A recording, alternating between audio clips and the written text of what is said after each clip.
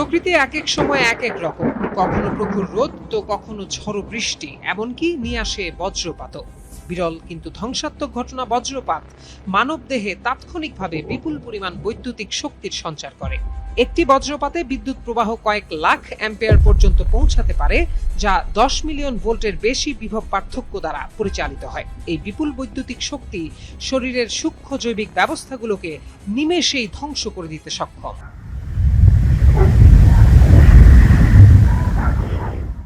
যে পরিবেশগত কারণগুলো এক একটি এলাকাকে বজ্রপাতের জন্য বেশি ঝুঁকিপূর্ণ করে তোলে সেগুলো হলো তাপ, উচ্চতা এবং পরিবাহিতা।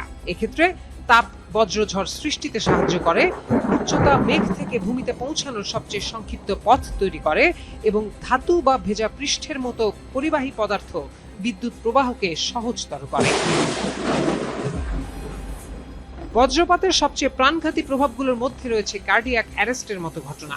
উচ্চ ভোল্টেজের আকস্মিক প্রবাহ শরীরের নিয়ন্ত্রণ কেন্দ্রগুলোর তাৎক্ষণিক ডিপোলারাইজেশন ঘটায়, যার ফলে হঠাৎ করে পুরো শরীর বিকল হয়ে যায়। এই বৈদ্যুতিক প্রক্রিয়া একই সাথে মস্তিষ্কের শ্বাস প্রশ্বাস নিয়ন্ত্রণ কেন্দ্রকেও অচল করে দিতে সক্ষম। এই শ্বাস প্রশ্বাসজনিত অচল অবস্থা সাধারণত কার্ডিয়াক অ্যারেস্টের চেয়ে বেশি দীর্ঘস্থায়ী হয়।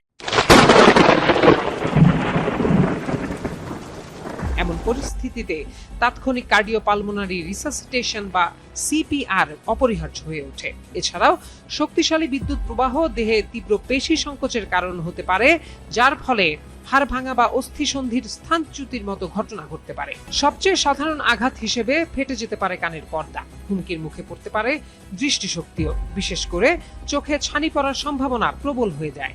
এছাড়াও বজ্রপাতের প্রভাবে শরীরে লিচটেনবার্গ ফিগারের আবির্ভাব হয়, যা ত্বকের ওপর লালচে ছোপ তৈরি করে। তবে বজ্রপাতে শরীর চুম্বক হয়ে যায় বলে একটি গুঞ্জন লোকমুখে প্রচলিত থাকলেও তা সঠিক নয়। বজ্রপাত বিদ্যুতের একটি প্রচন্ড বিস্ফোরণ, যা একটি বিদ্যুৎ চৌম্বক ক্ষেত্র তৈরি করতে পারে। কিন্তু কোনো বস্তুকে স্থায়ীভাবে চুম্বকে পরিণত হতে হলে তার অভ্যন্তরীণ কাঠামো ধাতুর মতো বিশেষ উপায়ে বিন্যস্ত হতে হয়। সেক্ষেত্রে মানবদেহ মূলত পানি এবং জৈব অণু দিয়ে গঠিত। লোহা বা নিকেলের মতো চৌম্বকীয় ধাতু শরীরে নেই। যদিও রক্তে আয়রন বা লোহার উপস্থিতি থাকে, তবে এটি এমন একটি রাসায়নিক রূপে থাকে যা ধাতুর মতো আচরণও করে না এবং চুম্বকায়িত হতে পারে না।